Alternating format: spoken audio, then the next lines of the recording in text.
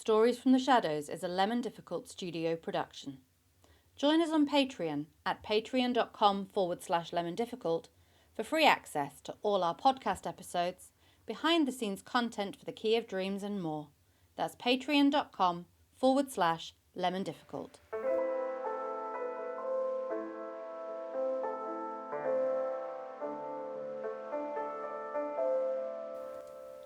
Welcome to Stories from the Shadows, a collection of weird tales of the mysterious and macabre, an offering from the team at Lemon Difficult Studio, featuring the cast of our live immersive show The Key of Dreams Lengthen, and special guests. These stories are dark tales of misery and woe. Listener discretion is advised. Today is another of my favourite Lovecraft stories. The Outsider was said by Lovecraft himself to be the most Poe-like story he wrote, and perhaps this is why I love it so much.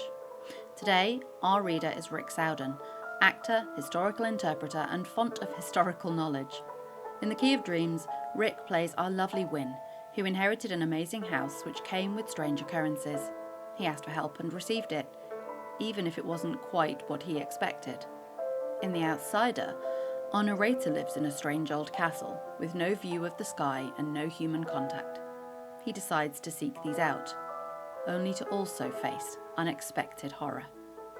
We hand over now to Borderline Radio, broadcasting from a village just beyond Treowen. Borderline Radio presents Stories from the Shadows, pleasing terrors for the discerning listener.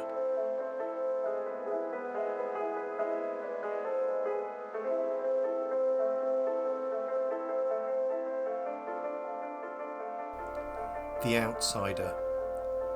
Unhappy is he to whom the memories of childhood bring only fear and sadness. Wretched is he who looks back upon lone hours in vast and dismal chambers, with brown hangings and maddening rows of antique books, or upon awed watches in twilight groves of grotesque, gigantic, and vine-encumbered trees that silently wave twisted branches far aloft. Such a lot the gods gave to me. To me, the dazed, the disappointed, the barren, the broken. And yet I am strangely content and cling desperately to those sere memories where my mind momentarily threatens to reach beyond to the other.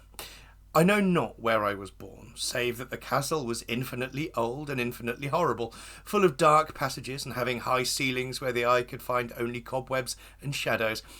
The stones in the crumbling corridors seemed always hideously damp, and there was an accursed smell everywhere as of piled-up corpses of dead generations.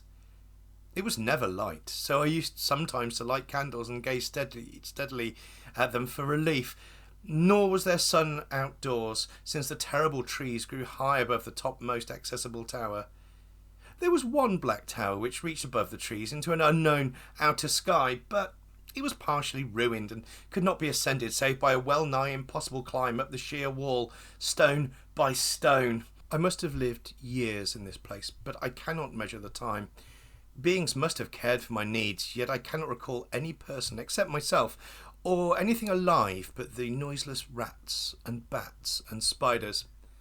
I think that whoever nursed me must have been shockingly aged, since my first conception of a living person was that of something mockingly like myself, but distorted, shriveled, decaying like the castle. To me, there was nothing grotesque in the bones and the skeletons that stowed some of the stone crypts deep down among the foundations. I fantastically associated these things with everyday events, and thought them more natural than the coloured pictures of living beings which are found in many of the mouldy books. From such books I learned all that I know. No teacher urged me or guided me, and I do not recall hearing any human voice in all those years, not even my own, for though I had read of speech, I'd never thought to try to speak aloud. My aspect was a matter equally unthought of, for there were no mirrors in the castle. I merely regarded myself by instinct as akin to the youthful figures I saw drawn and painted in the books. I felt conscious of youth because I remembered so little. Outside, across the putrid moat and under the dark mute trees, I would often lie and dream for hours about what I read in the books, and would longingly picture myself amidst gay crowds in the sunny world beyond the endless forest. Once I tried to escape from the forest, but as I went farther from the castle, the shade grew denser and the air more filled with brooding fear, so that I ran frantically back lest I lose my way in a labyrinth of nighted silence. So, through endless twilights I dreamed and waited, though I knew not what I waited for. Then, in the shadowy solitude, my longing for light grew so frantic that I could rest no more, and I lifted entreating hands to the single black, ruined tower that reached above the forest into the unknown outer sky. And at last I resolved to scale that tower, fall though I might, since it were better to glimpse the sky and perish than to live without ever beholding day. In the dank twilight, I climbed the worn and aged stone stairs until I reached a level where they ceased, and thereafter clung perilously to small footholds leading upwards.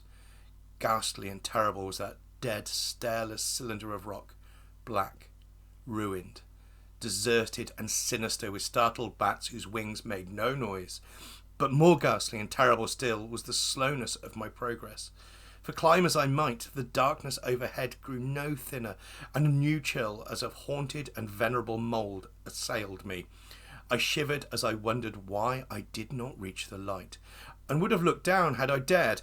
I fancied that night had come suddenly upon me, and vainly groped with one free hand for a window embrasure, that I might peer out and above to try and judge the height I had attained. All at once, after an infinity of awesome sightless crawling up that concave and desperate precipice, I felt my head touch a solid thing, and I knew I must have gained the roof, or at least some sort of floor. In the darkness I raised my free hand and tested the barrier, finding it stone and immovable. Then came a deadly circuit of the tower, clinging to whatever holds the slimy wall could give, till finally my testing hand found the barrier yielding, and I turned upward again, pushed the slab or door with my head as I used both hands in my fearful ascent. There was no light revealed above, and as my hands went higher I knew that my climb was for the nonce ended, since the slab was a trapdoor of an aperture leading to a level stone surface of greater circumference than the lower tower, no doubt the floor of some lofty and capacious observation chamber. I crawled through carefully and tried to prevent the heavy slab from falling back into place, but failed in the latter attempt. As I lay exhausted on the stone floor, I heard the eerie echoes of its fall, but hoped when necessary to pry it open again. Believing I was now at a prodigious height, far above the accursed branches of the wood, I dragged myself up from the floor and fumbled about for windows, that I may look for the first time upon the sky and the moon and the stars of which I had read. But on every hand I was disappointed, since all I found were vast shelves of marble, bearing odious oblong boxes of disturbing size. More and more I reflected, and wondered what hoary secrets might have buried in this high apartment so many eons cut off from the castle below. Then, unexpectedly, my hands came upon a doorway, where hung a portal of stone, rough with strange chiselling. Trying it, I found it locked, but with a supreme burst of strength I overcame all obstacles and dragged it open inward. As I did, so there came to me the purest ecstasy I have ever known, for shining tranquilly through an ornate grating of iron and down a short stone passageway of steps that descended from this new-found doorway was the radiant full moon, which I'd never seen save in dreams and vague visions I dared not call memories. Fancying now that I had attained the very pinnacle of the castle, I commenced to rush upon the few steps beyond the door, but the sudden veiling of a moon by a cloud caused me to stumble, and I felt my way more slowly in the dark. It was still very dark when I reached the grating, which I tried carefully and found unlocked, but which I did not open for fear of falling from the amazing height for which I had climbed. Then the moon came out. Most demoniacal of all shocks is that of the abysmally unexpected and grotesquely unbelievable. Nothing I had before undergone could compare in terror with what I now saw, with the bizarre marvels that sight implied. The sight itself was as simple as it was stupefying, for it was merely this. Instead of a dizzying prospect of treetops seen from a lofty eminence, there stretched around me on a level through the grating nothing less than the solid ground, decked and diversified by marble slabs and columns, overshadowed by an ancient stone church whose ruined spire gleamed spectrally in the moonlight. Half unconscious, I opened the grating and staggered out upon the white gravel path that stretched away in two directions. My mind, stunned and chaotic as it was, still held the frantic craving for light, and not even the fantastic wonder which had happened could stay my course.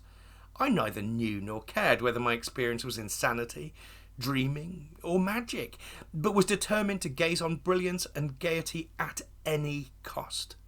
I knew not who I was, or what my surroundings might be, though as I continued to stumble along I became conscious of a kind of fearsome latent memory that made my progress not wholly fortuitous. I passed under an arch out of that region of slabs and columns and wandered through the open country, sometimes following the visible road, but sometimes leaving it curiously to tread across meadows where only occasional ruins bespoke of the ancient presence of a forgotten road. Once I swam across a swift river where crumbling mossy masonry told of a bridge long vanished. Over 2 hours must have passed before I reached what seemed to be my goal, a veritable ivied castle in a thickly wooded park, maddeningly familiar yet full of perplexing strangers to me. I saw that the moat was filled in and that some of the well-known towers were demolished, whilst new wings existed to confuse the beholder. But what I observed with chief interest and delight were the open windows, gorgeously ablaze with light and sending forth sounds of gayest revelry. Advancing to one of these, I looked in and saw an oddly dressed company, indeed, making merry, speaking brightly to one another.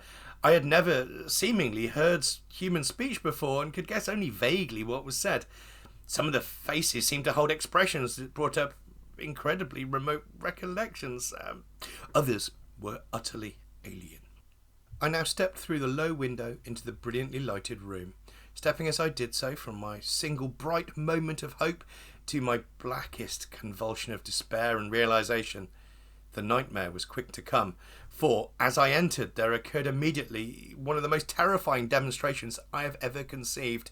Scarcely had I crossed the sill when there descended upon the whole company a sudden and unheralded fear of hideous intensity, distorting every face and evoking the most horrible screams from nearly every throat. Flight was universal, and in the clamour and panic several fell in a swoon and were dragged away by their madly fleeing companions. Many covered their eyes with their hands and plunged blindly and awkwardly in their race to escape, overturning furniture and stumbling against the walls before they managed to reach one of the many doors. The cries were shocking, and as I stood in the brilliant apartment, alone and dazed, listening to their vanishing echoes, I trembled at the thought of what might be lurking near me unseen. At a casual inspection, the room seemed deserted, but when I moved towards one of the alcoves, I thought I detected a presence there, a hint of motion beyond the golden arched doorway, leading to another and somewhat similar room. As I approached the arch, I began to perceive the presence more clearly, and then, with the first and last sound I ever uttered, a ghastly ululation that revolted me almost as poignantly as its noxious cause, I beheld in full, frightful vividness, the inconceivable, indescribable, and unmentionable monstrosity which had by its simple appearance changed a merry company into a herd of delirious fugitives. I cannot even hint what it was like, for it was a compound of all that is unclean, uncanny, unwelcome, abnormal, and detestable. It was the ghoulish shade of decay, antiquity and desolation, the putrid, dripping eidolon of unwholesome revelation, the awesome bearing of that which merciful earth should always hide. God knows it was not of this world, or no longer of this world. Yet, to my horror, I saw in its eaten away and bone-revealing outlines a leering, abhorrent travesty on the human shape, and in its mouldy, disintegrating apparel, an unspeakable quality that chilled me even more. I was almost paralysed, but not too much so to make a feeble effort towards flight, a backward stumble which failed to break the spell in which the nameless, voiceless monster held me. My eyes, bewitched by the glassy orbs which stared loathsomely into them, refused to close, though they were mercifully blurred, and shewed the terrible object but indistinctly after the first shock. I tried to raise my hands to shut out the sight, yet so stunned were my nerves that my arms could not fully obey my will. The attempt, however, was enough to disturb my balance, so that I had to stagger forward several steps to avoid falling. As I did so, I became suddenly and agonisingly aware of the nearness of the carrion thing, whose hideous, hollow breathing I half fancied I could hear. Nearly mad, I found myself yet able to throw out a hand to ward off the fetid apparition which pressed so close, when one cataclysmic second of cosmic nightmarishness and hellish accident, my fingers touched the rotting, outstretched paw of the monster beneath the golden arch. I did not shriek, but all the fiendish ghouls that ride the night wind shrieked for me, as in the same second there crashed down upon my mind a single and fleeting avalanche of soul-annihilating memory. I knew in that second all that had been. I remembered beyond the frightful castle and the trees, and recognised the altered edifice in which I now stood. I recognised, most terrible of all, the unholy abomination that stood leering before me as I withdrew my sullied fingers from its own. But in the cosmos there is balm as well as bitterness, and that balm is nepenthe. In the supreme horror of that second I forgot what had horrified me, and the burst of black memory vanished in the chaos of echoing images. In a dream I fled from that haunted and accursed pile, and ran swiftly and silently in the moonlight. When I returned to the churchyard place of marble and went down the steps, I had found the stone trapdoor immovable. But I was not sorry, for I had hated the antique castle and the trees. Now I ride with the mocking and friendly ghouls on the night wind, and play by day amongst the catacombs of Nefren-Ka in the seal and unknown valley of Hadoth by the Nile. I know that light is not for me, save that of the moon over the rock tombs of Neb, nor any gaiety save the unnamed feast of Nicoris beneath the Great Pyramid. Yet in my new wildness and freedom I almost welcomed bitterness of alienage. For though nepenthe has calmed me, I know always that I am an outsider, a stranger in this century and amongst those that are still men. This I have known ever since I stretched out my fingers to that abomination within the great gilded frame, stretched out my fingers and touched a cold, unyielding surface of polished glass. That was Stories from the Shadows, presented by Borderline Radio. Join us again tomorrow at the intersection of sanity and revelation.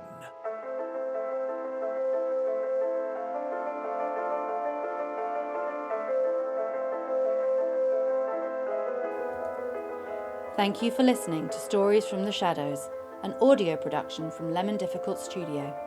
If you enjoyed today's story, be sure to follow us on socials and join our Patreon at patreon.com/lemondifficult for exclusive rewards. Members of our free tier have access to all episodes of Stories from the Shadows, as well as behind-the-scenes content and the latest updates on our live immersive show, The Key of Dreams Shadows Lengthen. Until next time, dream by daylight.